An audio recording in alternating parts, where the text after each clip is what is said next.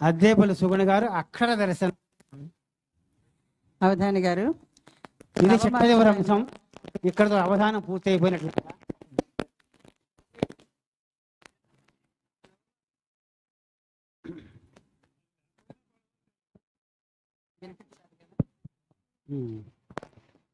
నవమాధ్యాయంలో 17వ శ్లోకం మొదటి పాదం 5వ అక్షరం. 9వ అధ్యాయం 17వ శ్లోకం మొదటి పాదం 5వ అక్షరం.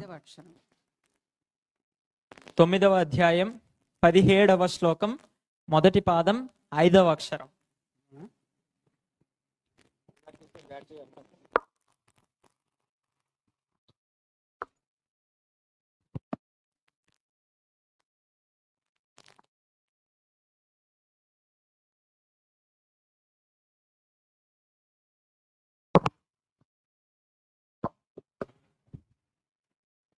తొమ్మిదవ అధ్యాయం 17వ శ్లోకం మొదటి పాదం 5వ అక్షరం. స్య స్య అస్యాలో స్య రెండవ అక్షరం. రామస్యాలో స్య. పితాహమస్య జగతో మాతాధాత పితామహ వేద్యం పవిత్రమోంకార రిక్సామ యజురేవచ. ఇక్కడ కూడా పరమాత్మ యొక్క వైభవమే ఉంది. నేను ఈ సమస్త జగత్తుకి తండ్రి లాంటివాణ్ణి, తండ్రిని లాంటివాణ్ణి. ఎందుకు మళ్ళీ తండ్రిని? పితాహమస్య జగత మాతా ధాత పితామహ, తల్లిగా నేనే, ధాత పితామహ, అలాగే దీన్ని ధరించి దీన్ని పోషించేటువంటి వాడిని నేనే. పితామహ అంటే బ్రహ్మదేవుడు, బ్రహ్మదేవుడు కూడా తానే ఉన్నాడు. వేద్యం పవిత్రం ఓంకార, ఏదైతే తెలుసుకోవాల్సినటువంటిది జ్ఞేయ పదార్థం ఉందో ఓంకార స్వరూపంగా అది కూడా నేనే. ఋక్సామ యజురేవచ, ఋగ్వేదం యజుర్వేదం సామవేదంగా వేదమూర్తి అయి ఆ పరమాత్మే ధ్వనించారు. ఆ విధంగా ఈ శ్లోకంలో కృష్ణ పరమాత్మ తెలియజేస్తున్నారు. చివరి ప్రశ్న అడగండి. తండ్రికి తరికి తేడా ఏమిటండి? ఇప్పుడు మీరే అన్నారు.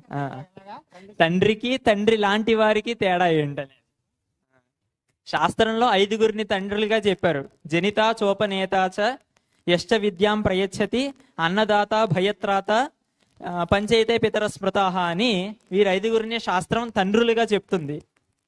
జనిత అంటే మనకి జన్మనిచ్చినటువంటి వారు ముఖ్యమైన తండ్రి. ఉపనేతాచ మనకు ఉపనయనం చేసి అంటే మన అధ్యయనానికి తాను సహకరించి తాను విద్యాభ్యాసం చేయించినటువంటి వారు ఉపనేత అని మనం చెప్పుకోవచ్చు. యష్ట విద్యాం ప్రయచ్చతి, అలాగే విద్యను కూడా అందించేటువంటి గురువు కూడా తండ్రి లాంటి వారే. అన్నదాత అలాగే అన్నాన్ని పెట్టి పోషించేటువంటి వారు. భయత్రాత భయాల నుండి రక్షించేటువంటి వారు. వీరు 5గురిని శాస్త్రం తండ్రులుగా భావించమని చెప్పింది. కాబట్టి జనిత అంటే జన్మనిచ్చినటువంటి వారు తండ్రి అయితే మిగతా 4 తండ్రి లాంటి వారు. ఆ ప్రకారంగా చెప్పుకోవాలి. ఇక్కడికి భగవద్గీత అవధానం సంపూర్తయింది. చాలా చక్కగా చేశాడు కుర్రవాడు, అందరినీ ఆనందపెట్టాడు. భగవద్గీత ఎంతో పట్టు లేకపోతే ఇలా చెప్పడం సాధ్యం కాదు. చాలా అద్భుతంగా చేశాడు. కవి కంఠీరవ పృచ్ఛక ప్రదతి సంభావ్యంప సంఘాతింప. కవి కంఠీరవ పృచ్ఛక ప్రదతి సంఘాతింప. ఈ బుద్ధిలో కవి కంఠీరవ పృచ్ఛక ప్రదతి సంఘాతింపగా వేగమే అవధానం మును సల్పితో కవి శిశు.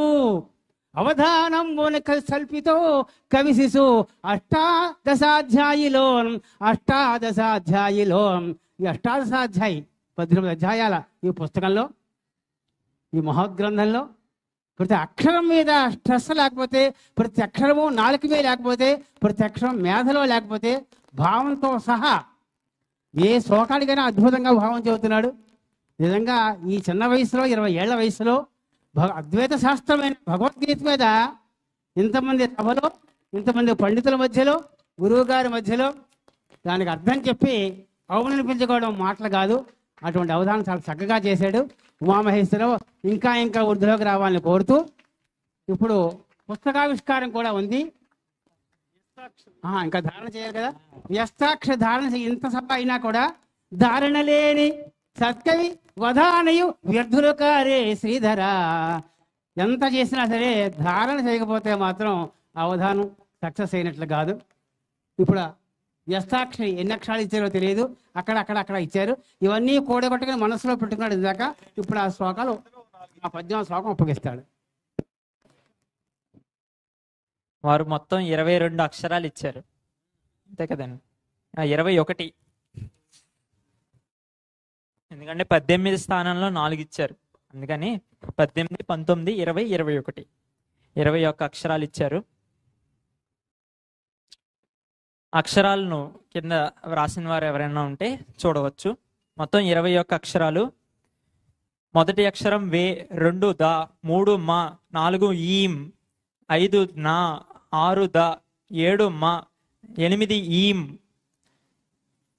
9 బిం, 10 దు, 11 మ, 12 ఈం, 13 ప, 14 ర, 15 ప, 16 దో, 17 ద్య, 18 దిం, 19 దు, 20 మ, 21 ఈం. బ్రహ్మాండం. వేదమయీం నాదమయీం వేదమయీం నాదమయీం బిందుమయీం పరపదోద్యదిందుమయీం అని ఆ మాతని స్మరింపజేశారు.